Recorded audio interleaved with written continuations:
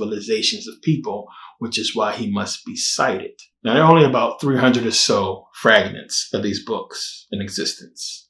And you have Theodorus, who is known for being, a person that had this library of books, of rare books. And supposedly he had probably a more fulfilled book or manuscript of Hecataeus' words. So it was fragments, but probably more complete than what we have today.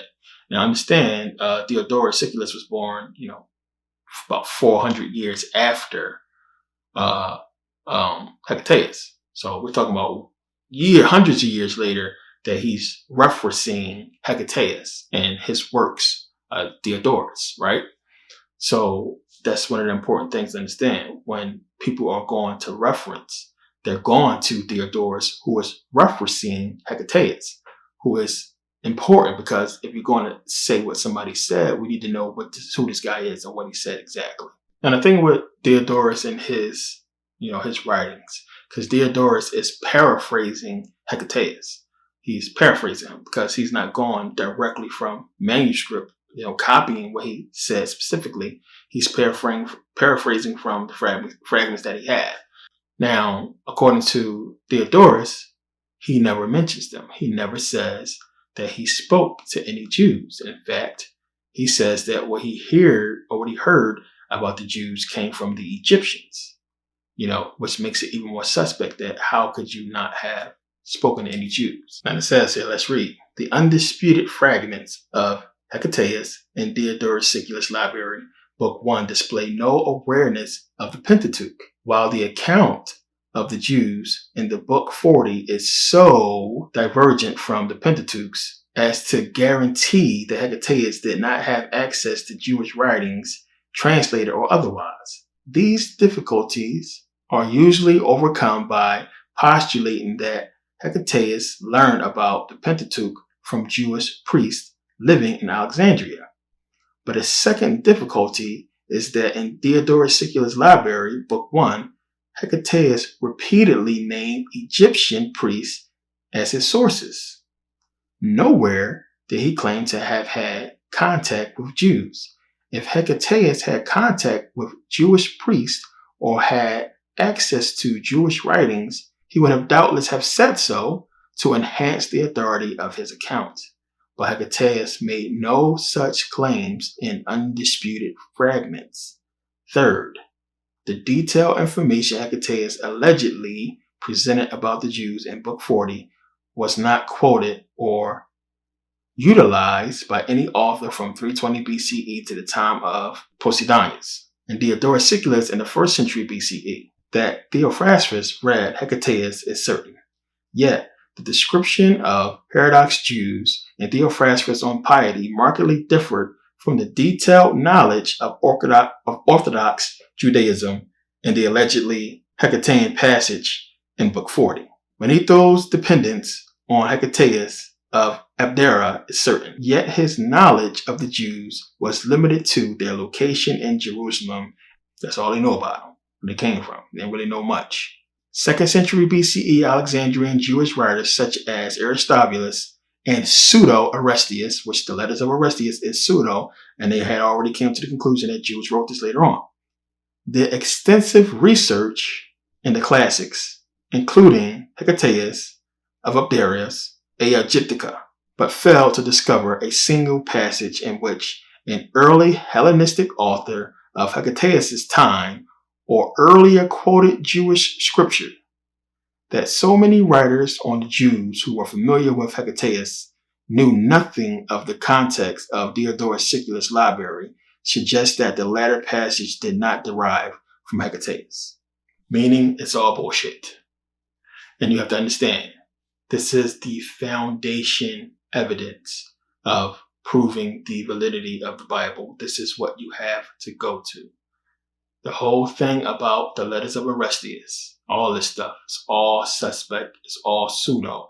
The only real tangible proof is what we have from Theodorus on Hecataeus' supposed writing of, what took place. That he doesn't say he met any Jews or anything like that. So I get Hebrew after Hebrew quoting, Josephus, as if Josephus was this major knowledgeable source who had, real good provable information, where he was always quoting from Aristobulus, which Aristobulus' information was pseudo. And it's even saying here in the sightings. It says down here, Josephus, in conducting a similar search on ancient writings for reference to the Jews, had to resort to the Jewish forgery pseudo-Hecataeus. And this is on the page. It says Aristobulus writing circa 150 BCE will likely have cited the source behind Diodorus Siculus' library, which he didn't, if it existed at the time. And Josephus is citing Aristobulus, and basically we know Aristobulus stuff is pseudo-Hecataeus, because if it's not, then he would have stated what Diodorus had, which he does not, or something better, since he lived, before him. But we don't get that. We don't get none of that information. So, bunch of stuff to look at. Now let's continue down here. It says, thus, despite the doubt attached to many quasi-historical details in Aristobulus' works, it still appears likely that he was correct in such basic details as the Septuagint originating under Ptolemy II Philadelphus, who I always talk about, and the involvement of 70 scholars associated with the Judean Perusia in executing this project. We may therefore date the Septuagint with reasonably high confidence to the period of 273 to 269 BCE under Ptolemy II Philadelphus, who was a white Greek. Since the Septuagint provides the first objective external evidence for the composition of the Pentateuch, the date of the Septuagint translation becomes a terminus ab quem for the books of Moses, which that's Latin. That basically means this is the only time that you could date this, around this time. That's basically what it means. It's the limit, or the only time you could date something. There exists no external evidence that the Pentateuch was written earlier than this time. Boom. Than this time of Ptolemy II Philadelphus. A proposed date of composition for the Pentateuch anytime prior to 269 BCE is permitted by current evidence and must be seriously considered. Significantly, although external evidence for the Pentateuch is lacking prior to the Septuagint translation of 273 to 269 BCE, the Septuagint set off an explosion of derivative Jewish writing in the 3rd century BCE, both in Syria and in Egypt. The following is a list of the earliest known Jewish writings with approximate dates of composition. None of it predates the Septuagint Greek or the 4th century BCE. And as I said, the stuff is legit. We should find stuff. Historians, people around that time should have been talking about, there's no way in the world you can have what happens in the Old Testament not written about as much, and then have stuff that is like so meaningless, like just talking about the gravestones of the Greeks. So elaborate, same thing with the Egyptians. And if they do all this stuff depicting what happened in these people's lives that we can find, no way all of this stuff goes down and then we find nothing on the Hebrews. And again, as I pointed out, Herodotus, Greek historian, says nothing about the Jews. One of the things he cited says, neither Herodotus nor Hecataeus of Abdera claimed to have consulted the Jews. Rather, the Egyptians were regularly cited as authorities throughout Diodorus Book 1, thought to have drawn heavily on Hecataeus of Abdera. Hecataeus of Abdera appears to have drawn exclusively on Egyptian oral sources supplemented by Herodotus. Never talked to any Jews because they didn't exist. It says here, Hieronymus of Cardia, the historian of the Wars of the Diadochi, 323, when Alexander died, to 278 BCE, fought under Antigonus Monothalamus in Palestine in 312 BCE and was assigned to supervise the collection of Ausfat or asphalt from the Dead Sea. He never mentioned the Jews. I'll leave it at that. And it says down here, the earliest Greek writers who mention the Jews thus provide no external evidence of new developments in the evolution of the Torah. At the time of the Elephantine Papyri, 494 to 400 BCE, we have authoritative Jewish priestly regulations, but no evidence that these have been committed to writing. The Elephantine Papyri also testified to toleration of practices contrary to the Pentateuch. As late as 315 BCE, Theophrastus described contemporary sacrificial practices among the Jews that the Hebrew Bible condemns as heterodox. The first mention of Moses as Jewish founder and lawgiver occurred in Hecataeus' A Aegyptica in 320 to 315 BCE. Manetho also mentioned Moses probably not long thereafter. Neither author attributed writings to Moses, although both appear to have viewed him as the lawgiver of the Jews.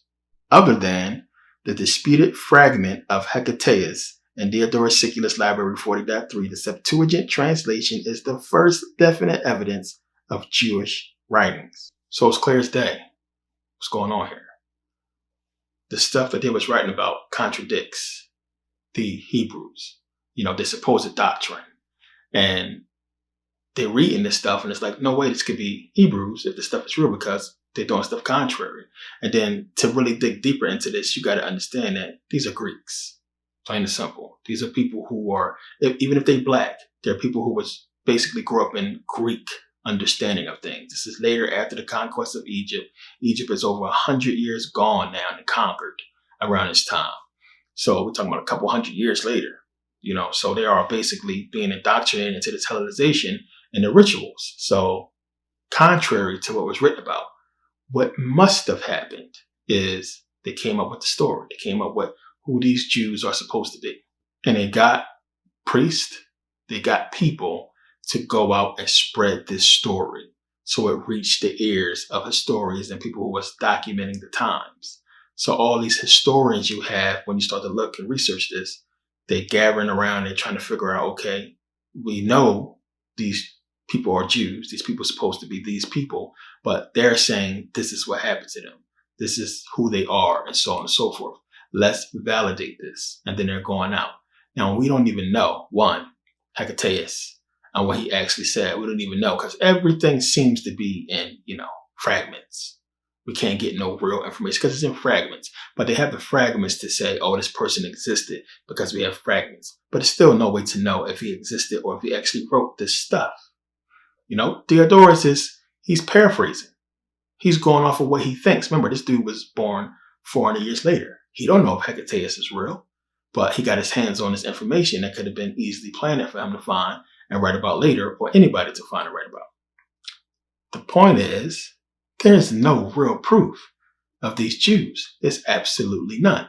And just like we can go and find the tombs of all these other people, there should be mass tombs of these Jews.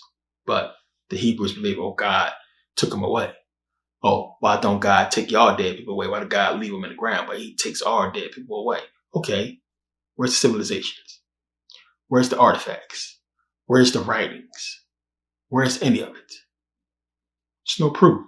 And then, again, why would your God give your doctrine to the white man before you if you are his chosen people? Because we can clearly see before King James, we had Ptolemy II Philadelphus. We had this whole creation of this Hebrew mess. Period. It's all pseudo. All of it. I don't even take the fragments as being truth. And we still only have a fragment of the Septuagint, so we don't even know what it originally said. Clear as day, as time went on, they added to the story until you get up to Saint Jerome all the way in the Vetus Latina and then the Latin Vulgate, what everything that was done with that whole debacle. And it's like, what is this stuff? And you people believe this? Are you serious? All of the mess around this, because they don't teach it. They don't teach it. And you got to understand what all this means. Again, this is why the whole part before, me reading this stuff, is important to know. Important to ask the question, why? So now let's get to the bottom line of this thing. Let's cut the bullshit. Y'all want to focus on this fairy tale shit that y'all know y'all can't prove. And ignore, one, King James was a Mason. It's a fact. He's a Mason. The man who he got to help him edit the Bible, Sir Francis Bacon, is considered the father of Freemasonry, right? This is why they have these Masonic Bibles. Have them. So y'all want to ignore all this. Ignore the fact that you have the Masonic layout, Washington, D.C. Ignore the fact that on the back of the dollar, when you put the star over it, it spells out Mason. Ignore that in that layout at the top, you have the Scottish Rite Lodge of Freemasonry. Ignore everything that we see. George Washington was Mason. All this Freemasonry stuff that we see. Y'all want to ignore all that very real shit. The unbelievable, unimaginable pyramids that's all over the planet. I want to ignore all that to chase some fairy tale bullshit in a book that was given to you and taught to you by the people who enslaved you that benefits them in its physical real reality 100%. Us believing in it benefits them in its physical reality. We only get any, reward when we die.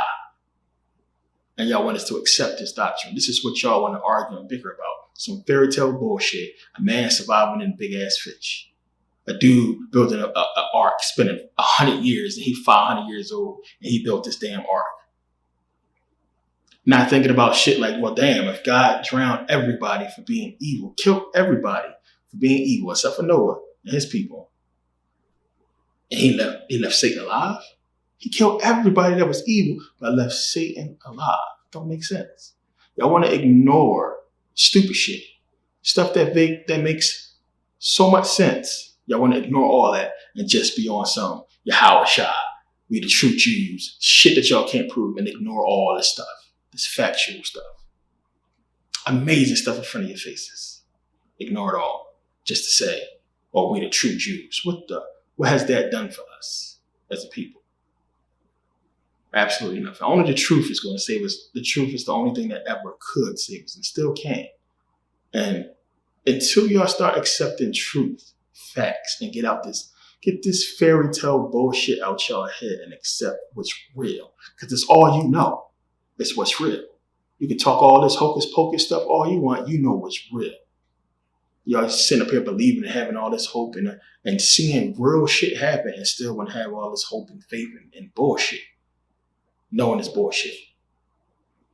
Damn preachers opened up their churches believing that God was going to save them, protect them from the coronavirus, and they end up dying from it. Or dying from whatever the fuck they died from. People in church get shot up and killed in church. But y'all ignoring real stuff to accept this stuff. It's bullshit.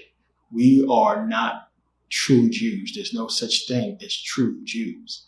Here's the kicker. This is what you got to listen to and understand. One. I always talk about this.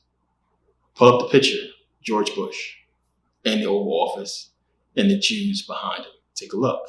Look at their faces. This is white people. Talking about Jews running Hollywood and Jews running the world. Remember, Mel Gibson got drunk and went onto a rant talking about the Jews because he was telling the truth. And y'all still can't put this together. Tell you in the Bible, they are not Jews, but a synagogue of Satan. Who do y'all call white man? Satan. Satan. So it's telling you. First of all, there's no such thing as Jews. They created it. Again, the book is called Hebrew is Greek by Dr. Joseph Yehuda. He wrote where he proves 100%. Don't care what any of y'all say. He has it wrong in the fact that he thinks that it's some kind of conspiracy to where the Jews, these so-called Jews, stole everything from the Greeks. But he believes the Greeks are the true Jews. Because in this book, he's telling you what I'm basically saying to you guys. The only people it fit when you're talking about this conquest, the only people who was out conquering and doing anything in this area in real actual history was the Greeks. We can't find no proof that no Jews was out conquering anything. Where's the proof? Where the bodies that was left on the battlefield? Who was the people that was conquering? Where these people at? It's giving you the wars of the Diadochi, and it's giving you the Greeks, the white man, going out and conquering and taking lands from African people. That's what it's talking about. That's what it's talking about. So, you look at these people. All they're doing, the reason why we give Israel $35 billion a year, all they're doing is hiding behind the Jews. This is why Israel is a big thing. That's why it's a big thing. This is why all the celebrities, they go to the wall. I talked about this before as well. Look at all these celebrities. Why they all go to that wall? What is it about that wall? Because if you go to that wall, you're going to be blessed by them because they running everything. We're talking about blessings and they talking about God. Why do you think they talking about that? Why do you think they wear that cross and who they really praying to? Because the ones who know what's going on. They know who their master is. They know what this stuff is about, but they can't do that because they're stuck. So when they're talking about thank you, Jesus, and thank you, God, they know they seriously thinking the white man just like you are. Because that's who blessing them. Who blessing them? How is it the Bible is telling you can't be rich and get into heaven, but you have these rich celebrities on stage thanking God? Throwing up stuff that's supposed to be satanic. Supposed to mean devil stuff. They're throwing up devil stuff and doing all this Baphomet and everything, but then they thank God and they got on the cross. Because they understand some shit that you're too scared to understand.